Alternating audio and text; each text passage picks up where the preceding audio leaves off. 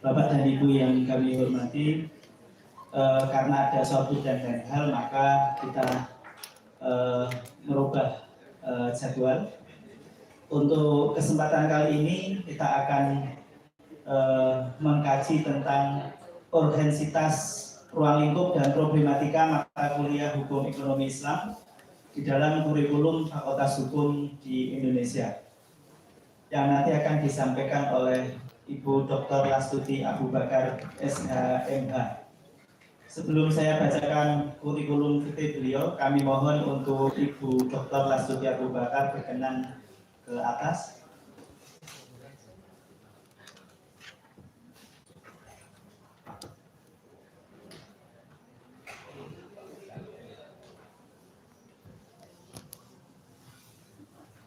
Terima kasih Bu Dr. Lastuti Abu Bakar. Bapak dan Ibu yang kami hormati, bicara mengenai urgensitas ruang lingkup dan problematika mata kuliah Hukum Ekonomi Islam, tentunya kita harus mengikuti tren dinamika perkembangan stakeholder juga. Bagaimana kurikulum ke depan yang ada pada Fakultas Hukum di Indonesia terkait dengan mata kuliah Hukum Ekonomi Islam. Telah hadir di tengah-tengah kita Ibu Dr. Lastuti Abu Bakar SHMH. Beliau lahir di Tanjung Padan 16 September 1962. Pendidikan untuk S1 dari Fakultas Hukum Universitas Padjadjaran, S2 Magister Hukum Universitas Padjadjaran, S3 Doktor dari Universitas Padjadjaran. Jadi ini Universitas Padjadjaran sekali. Demikian Bapak Ibu, mari kita ikuti pemaparan beliau mengenai urgensitas ruang lingkup dan problematika mata kuliah Hukum Ekonomi Islam dalam kurikulum Fakultas Hukum di Indonesia. Kepada Bu Dr. Lastuti kami persilakan. Terima kasih Pak Bagja. Assalamualaikum warahmatullahi wabarakatuh. Bapak Ibu sekalian, yang diamanahkan kepada saya oleh Ketua Akhisi ini adalah mengingat saya membawahi Departemen Pengembangan Kurikulum. Sebetulnya memang agak sedikit ajaib kalau menurut saya penunjukan saya ketika itu membawahi Departemen Pengembangan Kurikulum dan Pengajaran, mengingat di Fakultas Hukum 4 tidak ada mata kuliah ini. Jadi problemanya justru muncul dari ketiadaan mata kuliah ini secara khusus, tapi kemudian di dalam pelaksanaannya kami menginsertkan bagian atau bidang-bidang ekonomi Islam ini ke dalam mata kuliah. Ambilkan contoh, saya pengajar di bidang hukum ekonomi, antara lain di financial institutionnya, baik di pasar modalnya, di perbankannya, di lembaga-lembaga pembiayaannya. Nah itu di Fakultas Hukum 4 itu masuk menjadi bagian. Mengingat banyaknya regulasi, mengingat perkembangan ekonomi syariah yang sedemikian pesat, kami merasakan sebagai dosen bahwa mengambil jatah dari pertemuan di dalam mata kuliah konven itu tidak fair untuk pembelajaran bidang-bidang ekonomi syariah. Sehingga sebetulnya sejak tahun 2009, waktu itu saya masih Wadik 1 malah, itu sudah mengusulkan pada tim kurikulum untuk memasukkan setidak-tidaknya Islamic Banking and Finance-nya itu masuk sebagai mata kuliah pilihan. Itu tahun 2009. Bayangkan Bapak Ibu bagaimana kalau kata Pak Khotib dari UGM, fakultas Ibu itu fakultas sekuler katanya gitu. Susah sekali mau menerimanya. Nah, padahal saya Wadik 1 posisinya sebetulnya cukup strategis untuk bisa memasukkan, tapi ternyata tidak jebol juga. Bagaimana tim kurikulum Fakultas Hukum 4 cukup ketat untuk bisa menerima ini sebagai satu mata kuliah ketika ya. Tapi akhirnya pada tahun 2018 ini saya berhasil memasukkan sebagai satu mata kuliah pilihan. Jadi belum wajib nih, pilihan untuk PK Ekonomi. Dan memasukkannya juga sebagai mata kuliah pilihan untuk prodi magister, jadi atau S2. Itu satu perjuangan yang menurut saya sangat membanggakan buat saya, dan Terima kasih pada adhesi. Tanpa adhesi barangkali saya nggak akan didengar berapa lagi. Jadi memang agak sedikit politis buat dia ketika kita launching adhesi itu, saya tarik supaya diumpat. Jadi memang harus bermain seperti itu tampaknya. Jadi tidak bisa dipisahkan dari unsur-unsur seperti itu. Saya bilang, gimana kalau launchingnya di Fakultas Hukum biar melek semuanya. Betapa pentingnya ekonomi syariah. Kita berhasil mengundang perwakilan OJK, BI, AASI, dari semua institusi yang bisa menjelaskan dengan baik dan jelas tentang ekonomi syariah. Saya waktu itu belum kenal Pak Trianta, kalau nggak diundang juga tidak. Oh, datang, cuman nggak ngomong. Ya. Baik, sebetulnya saya tidak dalam kapasitas menjelaskan ekonomi syariah jujurnya. Sama-sama kita belajar Bapak dan Ibu. Tapi yang diminta dari saya adalah bagaimana memperjuangkan ini sebagai bagian dari kurikulum. Saya pribadi sebagai dosen tentu melihatnya dari latar belakang yang saya pelajari di dalam aktivitas ekonomi. Mungkin slide-nya bisa slide ketiga rasanya. Coba kita lihat. Jadi sebetulnya memang tidak dapat dilepaskan dari globalisasi ekonomi. Tadi Pak Trianta juga sudah menyebutkan dan menjelaskan, dan juga Pak Aunur, bagaimana selama ini sistem ekonomi liberal itu sudah berurat-urat dalam sistem ekonomi. Sampai ketika terjadi krisis moneter. Indonesia juga sudah mengalami 2 kali krisis. Yang pertama tahun 97, kemudian terulang lagi 2008. Sebetulnya ketika 2008 kita tidak bisa lagi menyebutkan krisis ekonomi kedua itu sebagai overmah. Mengapa? Karena sudah bisa diprediksi akan terjadi. Dengan sistem keuangan liberal yang berbasis financial system, sebetulnya para pakar ekonomi dunia sudah meramalkan ini akan terjadi lagi. Bahkan nanti ini diramalkan lagi dalam kurun waktu sampai 2020 akan terjadi krisis ketiga. Nah ini prediksi-prediksi yang tentunya berdasarkan kuantifikasi atau perhitungan-perhitungan ilmiah. Jadi ketika Amerika terutama dengan subprime mortgage-nya itu begitu mudah mengucurkan dana besar tanpa berhati-hati atau tanpa mengindahkan prudential system, maka terjadilah gejolak ekonomi atau sektor keuangan yang buruk ketika itu. Bagaimana kredit dikucurkan secara mudah tanpa melihat kemampuan, kemudian ini juga mewabah di seluruh kaum muda sehingga setiap orang bisa memiliki rumah sedemikian gampangnya. Bahkan ketika itu bukan hanya insurance yang dijelaskan oleh Pak Trianta untuk di bail out, tapi satu investment company sebesar Lehman Brothers itu bangkrut karena seluruh investasinya ditanamkan pada pada instrumen subprime. Bayangkan, Lehman Brothers yang kita kenal sebagai investment company itu menggelontorkan uang yang besar-besaran untuk masuk ke dalam bisnis yang tidak jelas, yang tidak transparan, yang sedemikian tidak hati-hatinya. Nah, dampaknya ketika Amerika itu mengalami krisis, ini tentu berdampak pada negara-negara lain termasuk Indonesia. Semula tidak ada yang menduga bahwa krisis ini akan berdampak sedemikian cepat ke Indonesia. Mengapa? Indonesia saat itu sedang baik-baiknya tahun 90 di bawah 96. Bahkan kita disebut sebagai salah satu macan Asia yang akan maju ke negara industri baru. Ketika itu sebelum tahun 97. Ternyata tidak ada yang bisa meramalkan kejadian. Ya. Bahkan Indonesia termasuk negara yang lambat bangkit dari krisis.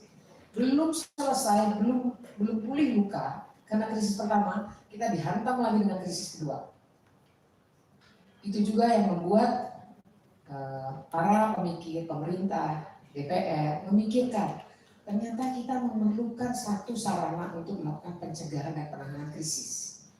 Mungkin Bapak Ibu sempat berdebat sengit ketika kasus Senturi, tapi menurut saya itu jangan diperdebatkan lagi, karena bukan lagi area hukum tapi sudah memasuki area politis. Ya. Jadi mengapa harus di bail out, mengapa Senturi disebut sistemik, itu dulu menjadi perdebatan yang tidak berkesudahan.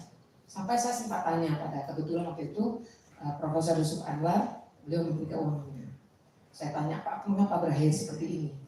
Bukan menteri, beliau sudah menteri tapi kemudian turun ganti dengan Bu Sri Mulyani ketika itu sebagai ketua Komite Stabilitas Sistem Keuangan. Bu Srinya keluar dan malah berjaya di World Bank. dan semua selesai, everybody happy ketika itu. Ya itulah putusan politis yang dipakai untuk menyelamatkan negara ini dengan cara membail out. Nah sekarang kalau Bapak melihat regulasi perkembangannya, ternyata krisis ini berdampak terhadap policy atau kebijakan pemerintah. Kalau membaca Undang-Undang 9 tahun 2016 tentang PPKSK, pencegahan dan penanganan krisis sistem keuangan, maka undang-undang ini merubah secara progresif sistem atau prinsip dari bailout ke bail-in. Jadi nanti bank-bank ini harus menyelamatkan dirinya sendiri. Ini juga yang ditekankan pada bank syariah. Jadi ini satu peluang juga bagi bank syariah untuk menunjukkan dan membuktikan eksistensinya, bahwa dia nanti akan mampu kokoh ketika krisis menghantam. Itu kira-kira. Nah, mengapa globalisasi ekonomi? Mas, bukan Mas. Terus yang ketiga. Tadi, dimulai dari awal aja Mas. Nah, ini cukup. Ya, ini. Jadi sebetulnya globalisasi ekonomi ini juga peluang buat bank syariah. Mengapa begitu? Di dalam globalisasi ekonomi yang menghapus batas negara atau yang kita kenal dengan borderless world, itu arus uang, barang dan jasa melintasi negara dalam hitungan detik bahkan. Jadi kalau Bapak Ibu perhatikan, contoh misalnya di pasar modal ya, orang bisa tanam investasi pada hari ini, bisa tarik di sore hari. Jadi arus uang dan barang akan pergi ke tempat yang paling mendatangkan return terbesar, itu sifat uang. Kalau sifat air mengalir dari tempat yang tinggi ke tempat rendah, maka uang mengalir ke tempat yang paling mendatangkan return terbesar dan paling memberi kepastian hukum bahwa si pemilik dana akan memperoleh uang dan returnnya. Itu sifat uang. Jadi jangan disalahkan kalau misalnya banyak relokasi investasi di Indonesia. Mengapa? Karena tidak memberikan jaminan kepastian bahwa kalau saya tanam di Indonesia, baliknya sama seperti yang saya harapkan. Nah, syariah tentu berpotensi untuk menarik ini. Mengapa? Karena sifat dasarnya adalah tadi, transparan. Tidak ada yang disembunyikan. Tadi Pak Agus sudah menjelaskan bahwa budayanya menjadi nanti terbuka, transparan. Kedua belah pihak jadi tahu uang digunakan untuk apa. Kepastian hukumnya juga harus dijamin. Ini antara lain. Nah, perubahan perilaku ekonomi juga mempengaruhi. Jadi globalisasi ini suka tidak suka memang berdampak juga terhadap perilaku ekonomi satu negara, termasuk Indonesia. Nah, kemudian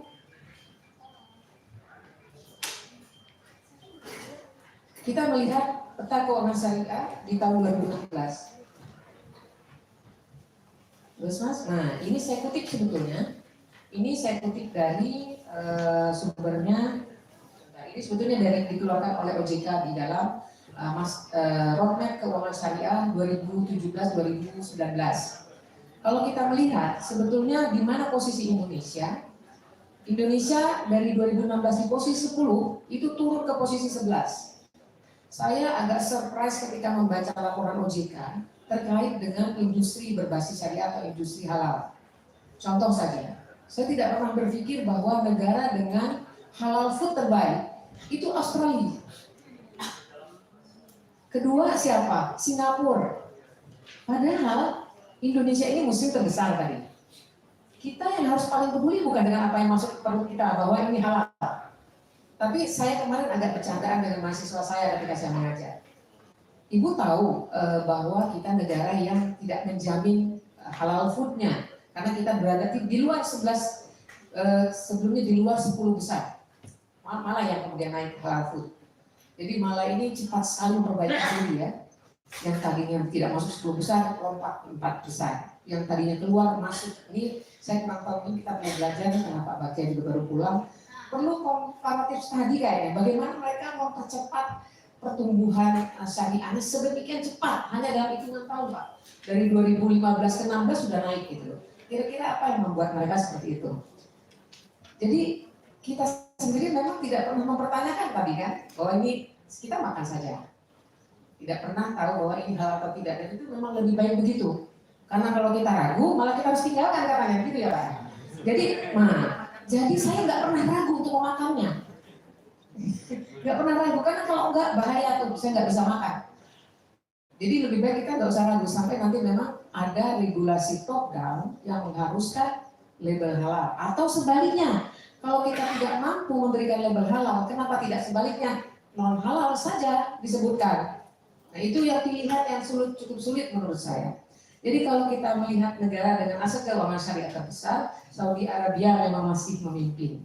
Malaysia itu nanti akan terlihat bahwa Malaysia leading di tahun terakhir, di tahun 2017, di peta keuangan syariah tahun 2017. Indonesia masih ada di sana, ya terlempar ke urutan 11 sebetulnya.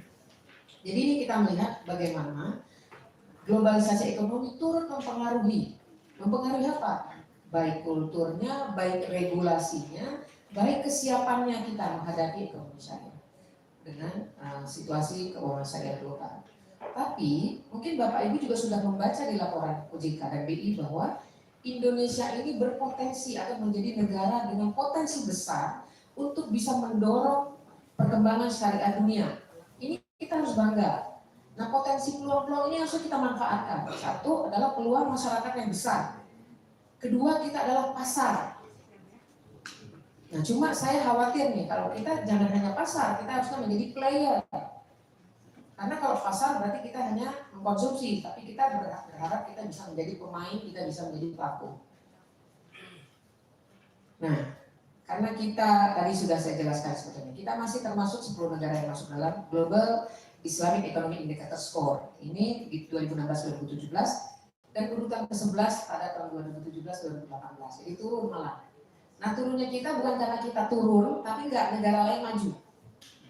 Jadi kita turun bukan karena kita berubah kemudian menjadi tidak syariah atau apa, tapi negara lain yang menyodok naik ke atas, itu antara lain. Jadi Malaysia leading di sini, kemudian Uni Emirates dan Saudi Arabia itu dalam 3 besar. Ini kita perlu belajar kira-kira gitu ya. Padahal Brunei itu belum masuk di tahun 2016. Di 2017 dia masuk menjadi termasuk 10 negara. Nah di bidang ekonomi kita berpeluang memanfaatkan pasar dalam negeri dengan memanfaatkan tadi. Kita punya comparative advantage berupa sumber daya manusia atau pasar yang besar. Ini tentu tantangannya jelas besar juga bahwa hukum memegang peran penting. Dan kedua adalah sumber daya insani. Saya agak surprise juga ketika kemarin saya ditugaskan menjemput perwakilan dari BI, Pak Sigit ketika itu. Di mobil saya sempat bincang-bincang dengan beliau bertanyanya mudah sebetulnya. Bu Lastuti, saya itu baru tahu bahwa di Fakultas Hukum itu ada mata kuliah hukum ekonomi Islam atau ekonomi syariah. Saya pikir kesempatan ini ya. Tadi lagi saya boleh mengapresiasi. Begini Pak, justru saya bilang itu kalau Bapak ingin melihat sumber daya terbesar yang masuk institusi keuangan juga berasal dari Fakultas Hukum.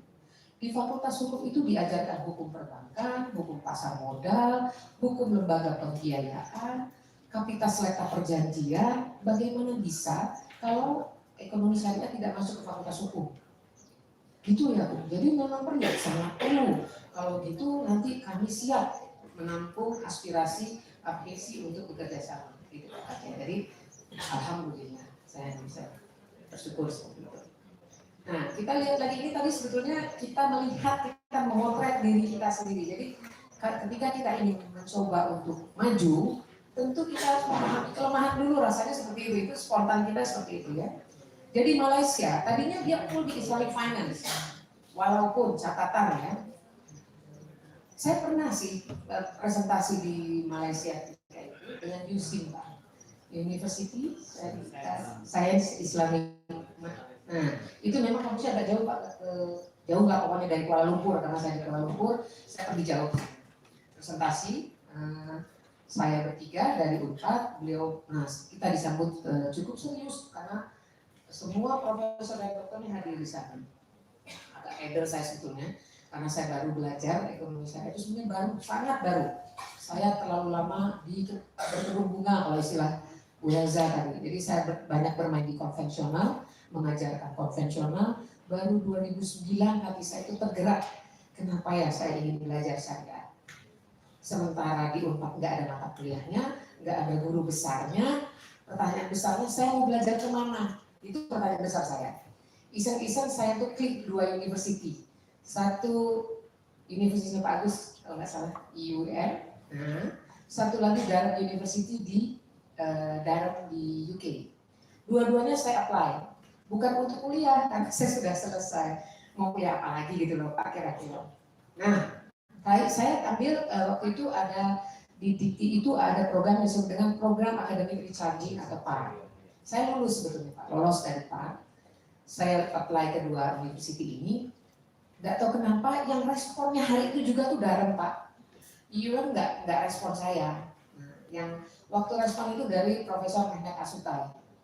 Beliau respon, saya korespondensi, keluarlah visiting invitation of letter of invitation-nya.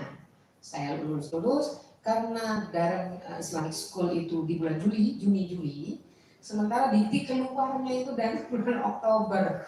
Jadi saya kehilangan momen ini. Jadi saya pikir, waduh ini gimana kalau saya nunggu ini tidak keluar sini, saya kehilangan summer course-nya. Ya sudah saya memberanikan diri dengan uang saya pergi sendiri. Intinya begitulah. Singkat kata saya belajar di sana, betul Pak. Saya semula pede Pak ngajar perbankan syariah hanya berbekal Undang-Undang 21 2008 dan fatwa tadinya. Saya pergi ke sana 2009 kan. Jadi 2008 itu saya sudah belajar perbankan syariah dengan undang-undang dan fatwa-fatwa dan buku-bukunya. Sudah saya berikan karena masih insert ke perbankan konvensional 4 kali pertemuan. Bayangkan perbankan syariah 4 kali pertemuan dapat apa mahasiswanya?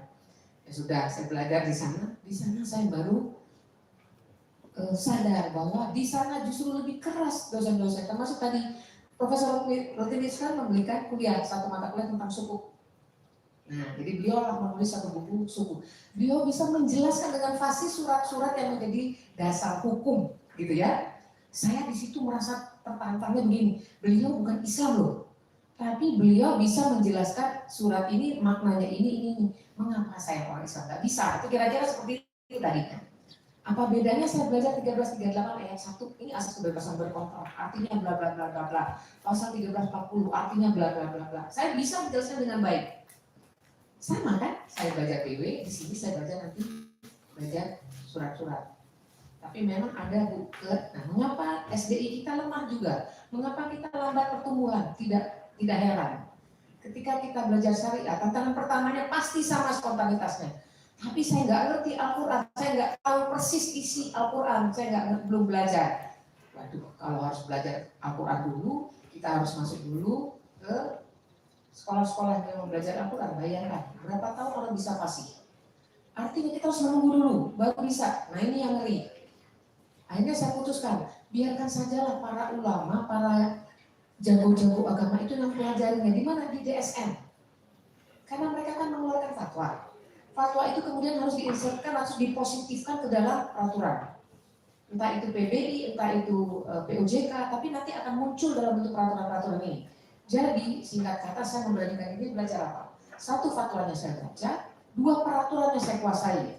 Ketiga, saya ikuti dengan membaca suratnya. Jadi terbalik, bukan Qurannya dulu saya baca, saya baca dulu regulasinya, saya lihat fatwanya, baru saya tarik suratnya. Jadi saya sambil belajar. Betul Pak, kalau Bali Paksa gini mungkin saya baca Quran kita, tapi apa pernah mengkaji ayat ini maknanya apa, ini berasal dari apa sih enggak? Justru alhamdulillahnya karena belajar ini saya malah naik ke atas, kira-kira gitu. Walaupun belum apa-apa juga, itu kira-kira ya Pak.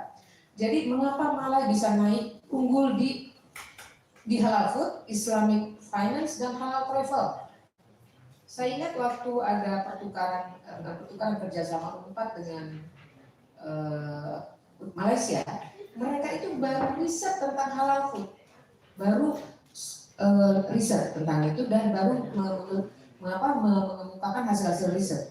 Tiba-tiba di tahun 2018 mereka menjadi negara nomor 1 untuk halal travel. Luar biasa. Jadi bagaimana hasil riset itu langsung bisa masuk ke dalam regulasi. Pertanyaan saya, hasil riset bapak-bapak itu kemana? Hasil risetnya jangan-jangan numpuk saja di kantor. Harusnya disubmit, entah itu pengambil keputusan atau siapapun, sehingga menjadi regulasi, kira-kira begitu. Uni Emirat Arab dia unggul di mode fashion, halal media and recreation, halal pharmaceutical dan cosmetics. Lagi-lagi kalau baca ini saya jadi ngeri, jangan-jangan benar yang saya pakai nggak halal nih, ya. Lipstick yang saya pakai nggak halal. bahaya. Nah kita lihat, jadi Indonesia sebetulnya jadinya keluar dari 10 besar ya. Bisa lagi Pak, naik lagi.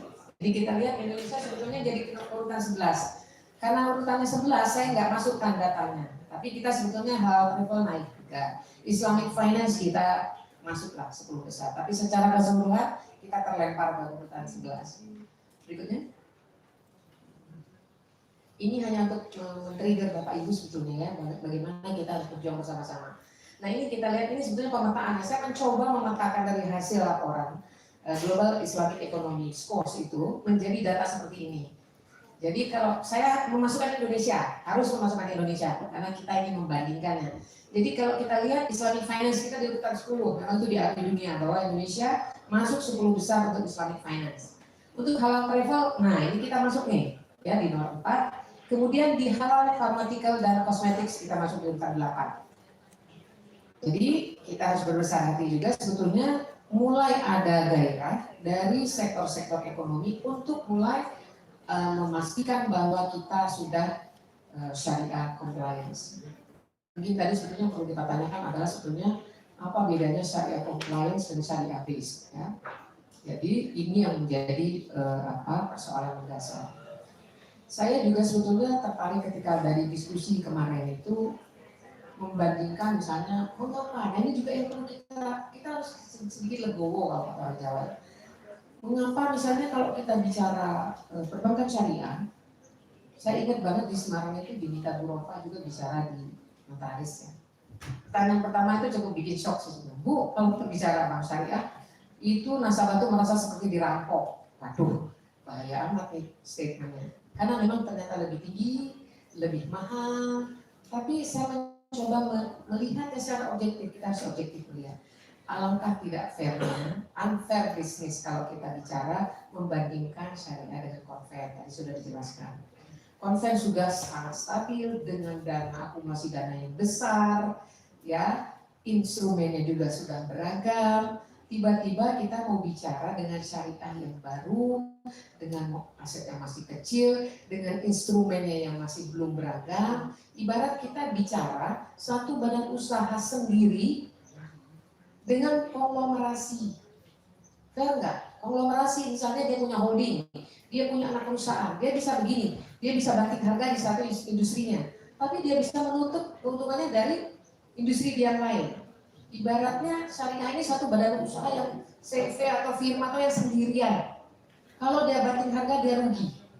Kalau dia menurunkan harga dia tidak akan bisa mencapai hasil yang memuaskan. Jadi nggak bisa dibandingkan. Jadi kalau mau membandingkan ya harus apple to apple harusnya.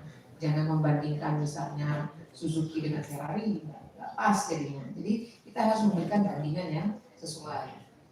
Itu kira-kira. Jadi saya men-trigger Bapak Ibu bagaimana kita pikirkan bersama mengapa mata kuliah ini penting di dalam Fakultas Hukum. Berikutnya.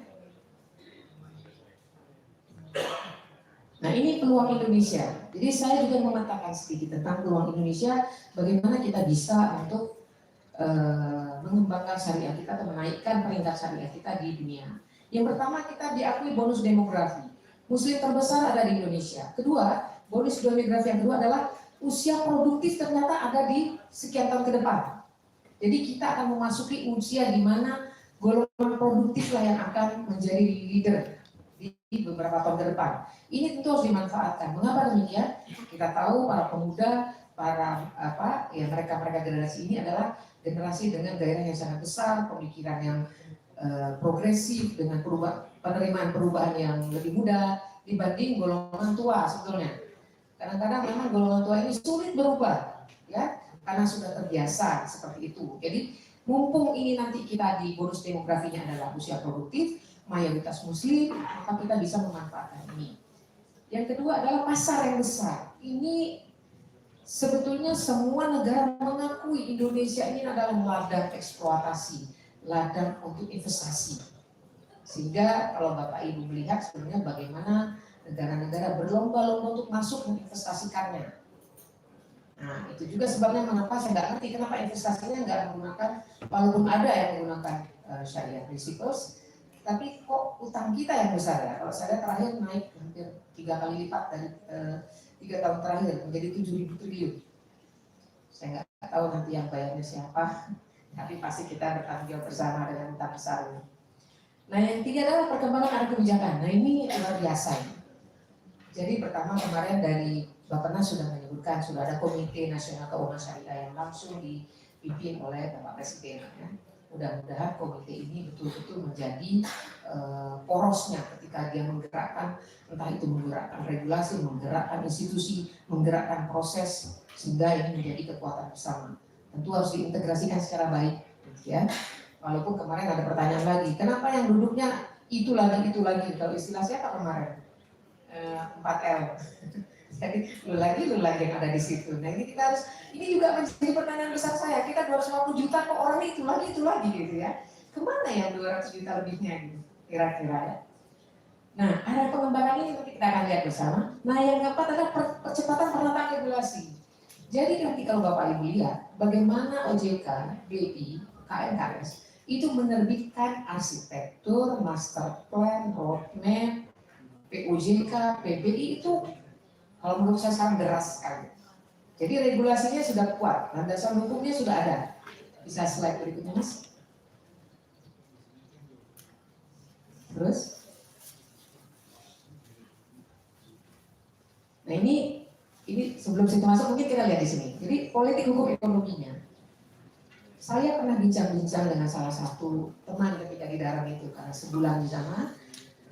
Saya punya satu teman, beliau sekarang sebetulnya ada di Dewan Ekonomi Syariah, Keuangan Syariah, BI, Mas Rifki Ismail. Beliau di bawah saya sebetulnya, tapi manggil saya juga Mbak Ati. Jadi ayo Mbak, kita mau jalan aja ke kampus, ayo.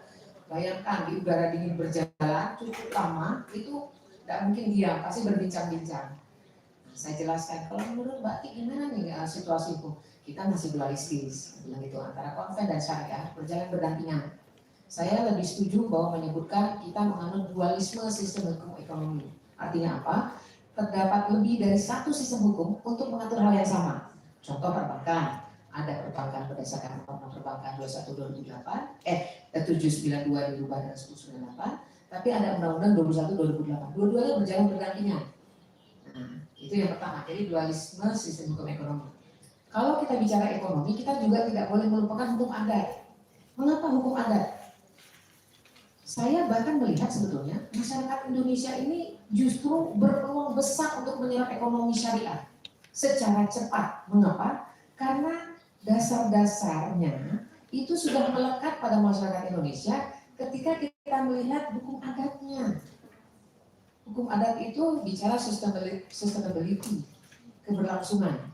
Mungkin Bapak Ibu ingat kalau di hukum adat itu, kalau orang mau buka hutan, dia akan berusaha agar hutan ini tidak merusak lahan yang lain. Kalau dia memancing ikan, maka kalau ketemu ikan, anak ikan atau baby ikan, itu harus dilemparkan kembali. Atau kalau dia menebang satu pohon, maka hukum tidak tertulisnya adalah dia harus menancapkan satu pohon lagi. Itu hukum adat, partisipan kosmis. Jadi alam semesta, isinya, semuanya itu merupakan satu kesatuan. Ini yang kita sebut dengan partisipan kosmis. Satu saja yang merusak kebulatan ini, itu harus dikembalikan, itu harus dibulatkan kembali. Nah ini pemikiran seperti ini sebetulnya bicara tentang keberlanjutan. Bicara bagaimana tidak berlebihan. Bukannya sama ya dengan prinsip syariah juga, bahwa tidak boleh eksploitasi, bahwa tidak boleh serakah, bahwa lingkungan harus dijaga. Jadi sebenarnya manusia Indonesia ini tidak menyerap prinsip ini. Harusnya. Apa yang terjadi? Karena hukum adat yang bentuknya tidak tersitu gampang sekali ditinggalkan ketika masuk regulasi yang berbasis barat. Ketika kita bicara akad-akadnya sudah buku 3 KUH Perdata, buku 2 KUH Perdata, maka sudah dilupakan ini. Ya. Nah kita sekian puluh tahun bicara tentang KUH Perdata, sekarang kita masuk lagi ke syariah. Tinggal kita sebetulnya kembali ke masa lalu sebetulnya, tinggal mana, karena dasarnya sudah ada, basicnya sudah ada.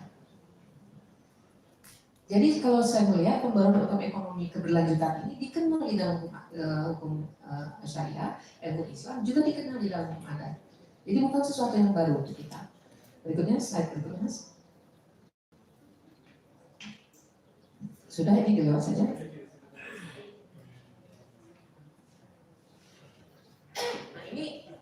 Ini kita ingin melihat ya, kalau kita bicara hukum ekonomi syariah, sebetulnya kita mau bermain di mana-mana nih yang harus kita dahulukan dalam sisi regulasi. Pertama kita membedakan, ini saya mengambil dari pakar hukum ekonomi, beliau Profesor Sunaryati Hartono. Beliau salah satu guru saya juga melekat di kepala saya ketika itu. Jadi beliau katakan, kalau kita ingin bangsa ini maju, bisa nggak kita lepaskan itu mazhab sejarah? Itu beliau agak sedikit beda dengan pemikiran lazim lah. Kalau orang mengatakan bahwa hukum mazhab sejarah itu, hukum itu mengikuti perkembangan masyarakatnya, beliau sangat anti dengan mazhab itu. Jadi beliau katakan, kalau kamu mau cepat maju, tinggalkan mazhab sejarah, lakukan percepatan pembangunan hukum. Saat itu beliau memberikan contoh yang sederhana tapi melekat juga di saya. Beliau gambarkan satu lapangan bola, lapangan hijau, kemudian di keliling-kelilingnya itu ada jogging track, biasanya gitu ya. Di lapangan hijau itu ada jogging track. Biasanya orang kalau masuk ke lapangan itu spontannya adalah lewat jogging track, betul ya? Kita akan berjalan lewat jogging track sampai pintu keluar. Nggak pernah ada yang berani melintasi lapangan, nyebrang gitu. Nah, sepanjang itu tidak dilarang, beliau katakan itu, kita harusnya mencoba mempercepat dengan membypass jalan itu, atau kalau memang itu tidak dipergunakan untuk lapangan bola ataupun yang lain, buat jalan setapak yang kita bisa lalu di sana, kita bisa lewat dengan cepat. Jadi beliau katakan harus ada percepatan. Kalau kita memakai mazhab sejarah di mana itu mengikuti perkembangan masyarakat, bagaimana dengan masyarakat di Papua, bagaimana dengan masyarakat di Kalimantan atau suku anak dalam di Sumatera? Apakah kita harus menunggu sama-sama? Itu beliau katakan seperti itu. Nah, di situ saya berpikir, ya di sini peran pemerintah berarti top down nanti aturannya. Nah, saya sedikit melakukan perbandingan dengan Malaya. Bagaimana ekonomi syariah berkembang di Indonesia ini sangat spesifik dan berkarakter muncul dari bawah. Karena memang kita ingin tadi ya, kita coba karena kita ingin coba comply pada syariah. Kemudian tadi juga ada unsur ideologinya beragama, kemudian kita ingin patuh. Di Malaya nggak begitu rasanya. Walaupun mereka juga basicnya adalah Islam, tapi pemerintahnya, political will dari pemerintahnya kuat. Dorongan support baik regulasi maupun finansialnya kuat. Saya tanya dari mana itu waktu saya ke darat, hanya sendiri orang Indonesia. Dia mengirimkan hampir 40 mahasiswanya untuk belajar. Saya tanya, ya bisa kita bertanya-tanya ya. Dananya dari mana? Oh, kami disupport oleh pemerintah. Kami tiap tahun disuruh belajar tentang Islamic Finance ke Inggris. Alhamdulillah. Kalau itu dari mana?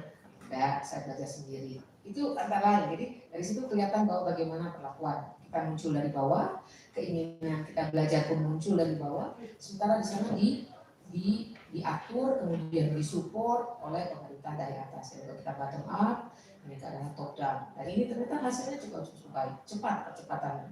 Baik, nah ini adalah bidang-bidangnya.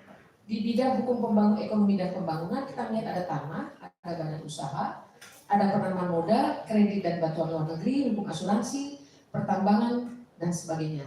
Di sebelah sana ada obat-obatan, kesehatan, perumahan dan lain-lain.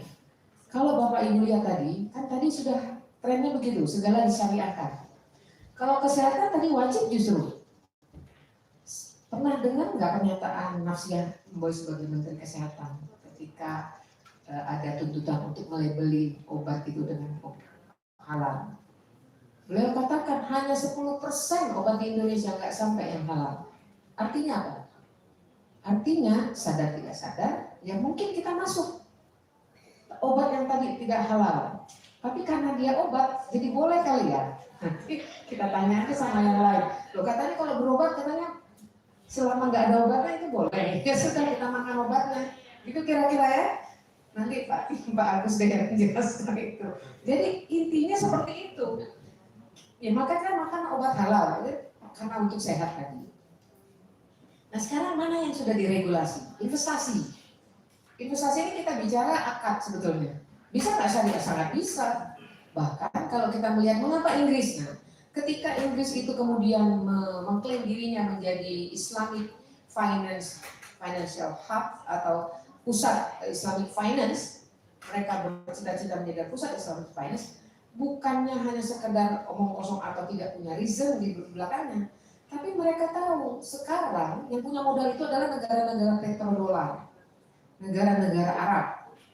Uang tadi akan mengalir. Arab ketika dia akan invest, dia hanya akan tanya, akad saudara apa? Nah, ini yang menjadi masalah. Jadi semua dikondisikan agar uang itu masuk dari negara-negara petrodolar itu masuk ke negara yang menawarkan sistem yang mereka inginkan.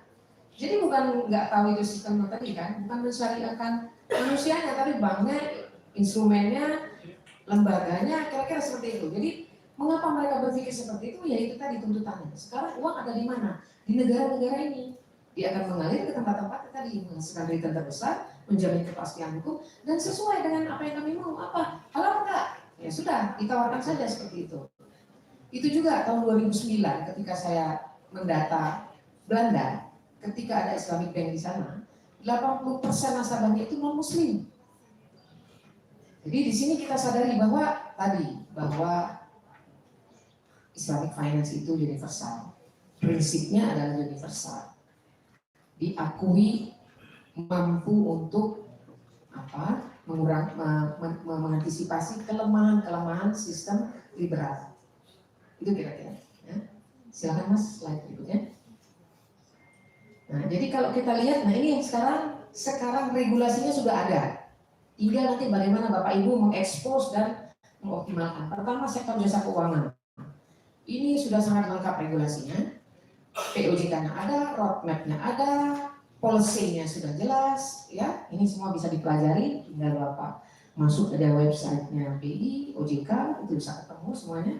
Badan usaha, nah ini sudah mulai juga, sudah ada juga fatwanya, ada korporasi, ada lembaga keuangan mikro, dan yayasan berbasis syariah. Jadi kita tinggal optimalkan ini, terutama untuk siapa? Untuk para dosen dan peneliti. Jadi lingkup penelitian yang Bapak Ibu bisa eksplor banyak sekarang terkait ekonomi syariah, bidang-bidang yang akan diajarkan pun menjadi sangat kompleks dan luas. Ini juga sebetulnya mengapa kita ingin menginsertkan ini menjadi bagian dari kurikulum nasional. Bukan lagi mata kuliah pilihan, bukan lagi mata kuliah yang diinsertkan. Itu kira-kira ya. Nah, di Unpas ada Bapak, mungkin ini bisa dikembangkan nanti di Unpas. Kira-kira tadi level S1 juga di S2. Kebetulan saya juga ngajar Pak di fakultas Bapak di S2 perbankan. Sama juga, syariah ini saya insertkan aja Pak. Jadi dari 16 kali pertemuan, 6 kali mungkin akan bicara tentang syariah. Kira-kira ya. Kemudian ada kontrak atau perjanjian syariah. Tadi bahwa kontrak ini masalah, ini betul saya setuju. Di kontrak itu kita gitu. Orang sering sekali misalnya menyamakan atau menganalogikan satu kontrak. Padahal kontrak itu ketika dia punya nama satu dengan yang lain pasti ada bedanya, pasti berbeda. Contoh misalnya, ketika kita bicara fiksi atau kita terjemahkan menjadi sewa guna usaha atau mungkin di peraturan yang baru menjadi sewa pembiayaan, ya. Itu mah sama Bu dengan sewa menyewa? Enggak sama namanya, aja udah beda. Satu leasing, satu sewa menyewa. Atau misalnya hire purchase, sewa beli. Ini sama Bu dengan sewa menyewa, hanya nanti di akhirnya bisa dibeli. Beda. Jadi kita yang harus bisa menyebutkan ini beda sekecil apapun, bicara esensinya dia pasti beda. Ketika kita bicara hire purchase, maka ujungnya dia akan memiliki barang. Ketika kita bicara sewa menyewa sampai kiamat pun dia nggak bisa memiliki barang, benar nggak? Jadi kalau Bapak Ibu notaris bikin perjanjian sewa menyewa, tiba-tiba ada klausul bahwa di akhir penyewa boleh memiliki barang, salah tuh perjanjiannya. Ganti nama perjanjiannya, jangan sewa menyewa, tapi bisa sewa beli atau leasing dengan opsi beli, gitu kira-kira. Jadi tolong jangan nyamain ya. Udah rokok agak mirip-mirip dengan ini, oh ini mirip-mirip, oh udah jelas. Dia itu namanya beda, jadi kita harus mencari perbedaan itu sekecil apapun. Biasanya perbedaan itu ada di esensi, dari esensinya. Ya, contoh lah misalnya, kita sekarang lagi pemerintah sedang infrastruktur nih, menggalakkan infrastruktur ya. Nah, saya kembali tadi ketika UC belum selesai cerita UC. Saya paparan duluan tentang sukuk Indonesia, sukuk sebagai alternatif pembiayaan infrastruktur Indonesia ketika itu. Karena ketika presentasi itu sedang galak-galaknya MP3EI. Nah kemarin Bapak Nas cerita tuh bagaimana konektivitas ya. Jadi sebetulnya MP3EI itu ruhnya adalah bagaimana menyambungkan wilayah-wilayah di Indonesia ini sehingga memudahkan arus barang. Beliau kasihkan contoh tadi, memakan jeruk Medan misalnya, yang lebih mahal daripada jeruk dari Cina atau apel dari Amerika, ya lebih mahal, lebih murah, enak, gurih, besar dibandingkan apel Malang misalnya. Udah kecil, sepet misalnya, maaf misalnya, asam mahal lagi misalnya. Itu antara lain apa? Konektivitas tadi. Jadi pembangunan infrastruktur MP3 ini. Nah, sukuk termasuk salah satu alternatifnya. Ketika bicara sukuk, saya hanya bicara begini. Pengertian sukuk itu kan kita juga mengambil ya dari fatwa dari AIUV gitu. Nah, kita melihat bahwa sukuk adalah bagian surat berharga yang pemiliknya mempunyai bagian tidak terbagi atau undivided shares dari suatu surat berharga. Itu konsep yang saya kemukakan. Begitu Malai presentasi, dia bilang sukuk is that instrument. No, sorry. Bukan surat utang loh. Sukuk bukan surat utang. Sukuk adalah surat berharga yang pemegangnya mempunyai kepemilikan tidak terbagi atas underlying asetnya. Dan underlying asetnya harus real. Oke, waktunya habis katanya. Oke, jadi apa ya? Padahal baru bicara-bicara begini sekali saja.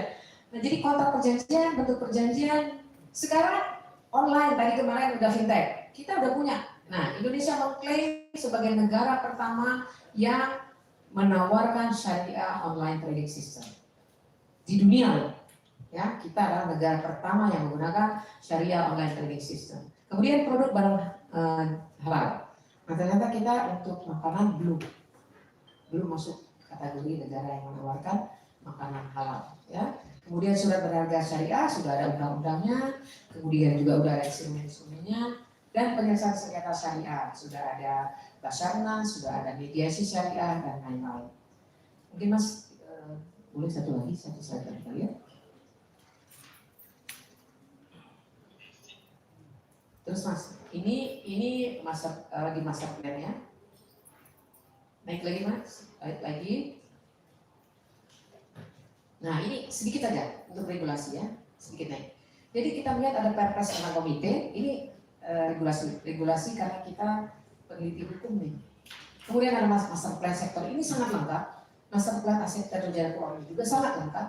Roadmap-nya semua ada. Kemudian undang-undang perbankan syariah, kemudian LKM syariah, semuanya ada. Jadi silahkan Bapak Ibu nanti mengeksplor regulasi ini. Mungkin satu lagi slide terakhir sebagai gagasan kita untuk memasukkan di dalam kurikulum. Terus Mas, slide terakhir aja. Slide terakhir. Nah, fatwa sudah hampir 116 fatwa ya. Yang bagian tadi Mas. Nanti kita bukan terakhir ada terakhir. Pilihan opsi kita ketika kita akan. Nah ini sebetulnya dari hasil bincang-bincang. Jadi dengan berbagai teman di perguruan tinggi, hukum ekonomi Islam ini di perguruan tinggi tertentu itu sudah ada prodi terpisah atau mata kuliah khusus ditawarkan, departemen sendiri sudah ada, atau dia bagian dari departemen ekonomi. Nah ini nanti kita petakan fakultas mana saja seperti ini. Kemudian dari departemen terpisah, prodi terpisah ini mata kuliah untuk ekonomi Islam itu dibahas secara komprehensif dan lengkap. Mungkin UI seperti ini harusnya, UMY mungkin seperti ini. Tapi saya yakin UGM belum, UNPAD belum, UNPAS belum, UI baru ekonomi Islam. Bagian dari bidang ekonomi. Oke, masih bagian ya. UNPAD apalagi? Saya nggak bisa naruh di sini UNPAD. Kayaknya memang belum seperti ini. Jadi bagian dari hukum ekonomi dan mata kuliah tertentu. Jadi UNPAD masih sangat di bawah, masih insert. Tapi insya Allah nanti semester depan sudah mulai ditawarkan untuk mata kuliah. Begitu kira-kira. Terima kasih Bapak Ibu. Ini adalah trigger untuk berdiskusi. Kita berdiskusi loh Bapak Ibu. Terima kasih. Assalamualaikum warahmatullahi wabarakatuh. Terima kasih Ibu Dr. Lastuti. Menarik sekali apa yang disampaikan oleh beliau bahwa mata kuliah hukum ekonomi Islam di beberapa fakultas hukum di Indonesia ini ternyata belum sepenuhnya yang menjadikan itu sebagai mata kuliah wajib, masih sebatas mata kuliah pilihan. Nah, tentunya indikator capaian di dalam kurikulum ini sangat penting untuk kita bisa menghasilkan profil lulusan yang menguasai hukum ekonomi Islam. Terlebih sekarang banyak sekali tantangan di era modern. Ada kombinasi akad yang sering diistilahkan dengan hybrid contract, banyak sekali perkembangan-perkembangannya.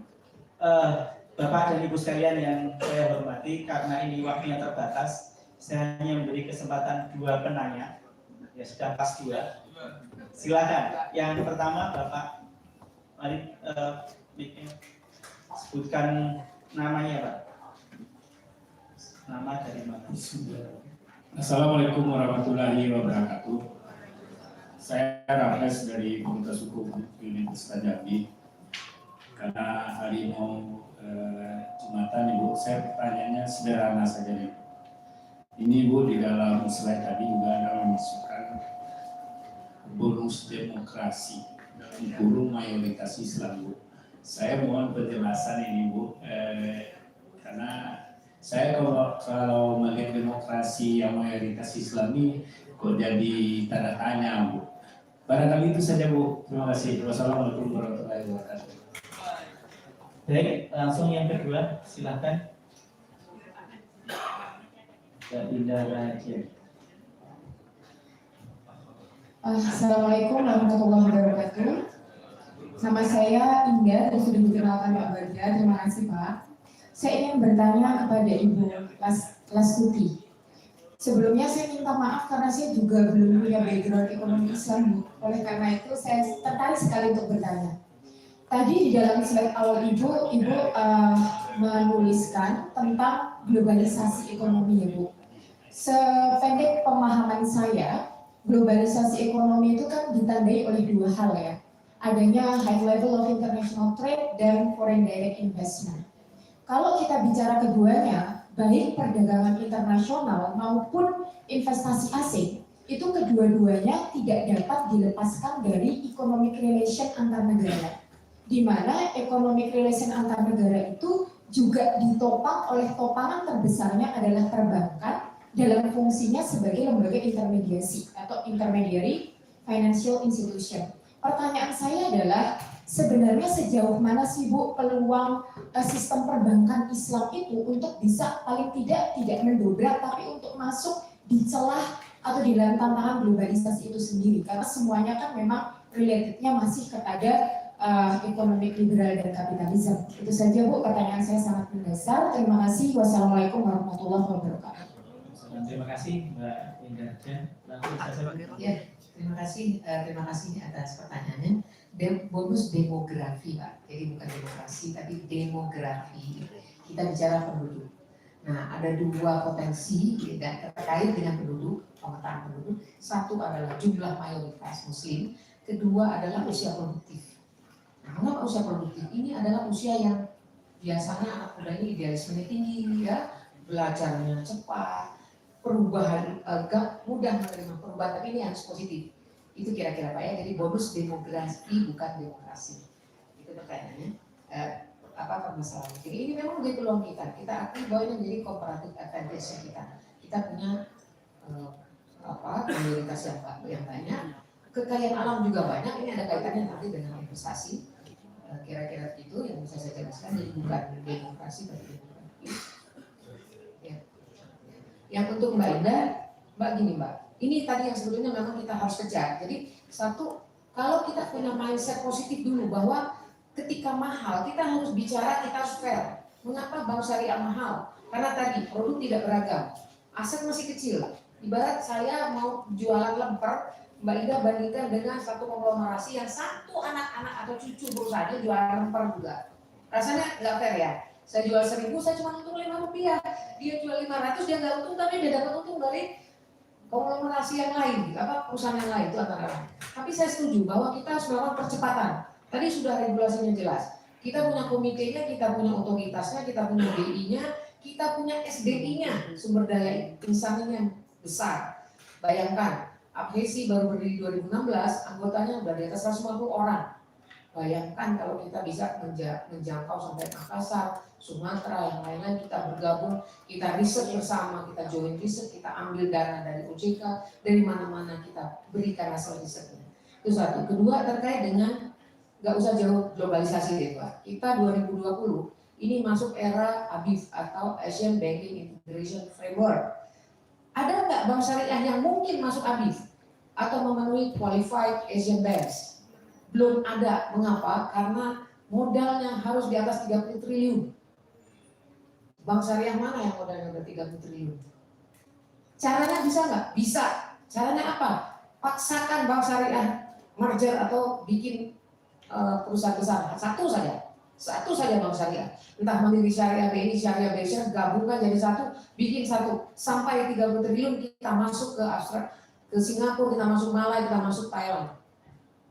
Malaysia udah punya 3 bank di sini. Kita belum ada satu bank pun di sana.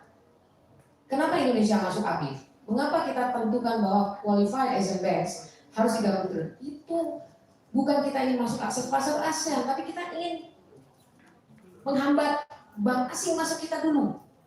Jadi polisinya dibalik. Saya ngobrol dengan orang BI. Mengapa kita berani masuk ABIF? Bukan kita ingin terjun ke Malaysia, bukan. Kita ingin batasi negara. Mengapa? Karena prinsip dasar dari ABIF adalah reciprocal principles dan reducing the gaps. Jadi kita bisa nawar nih, Malaysia itu nggak bisa masuk dulu, belum ada bank kita di sana. Tunggu sampai 3 bank kita di Malaysia, kamu baru boleh masuk sini. Itu polisi. Jadi semangat Mbak. Kita yang harus kerja gimana cara bikin riset bahwa harus ada merger satu bank besar konsolidasi bank syariah terbesar di Indonesia.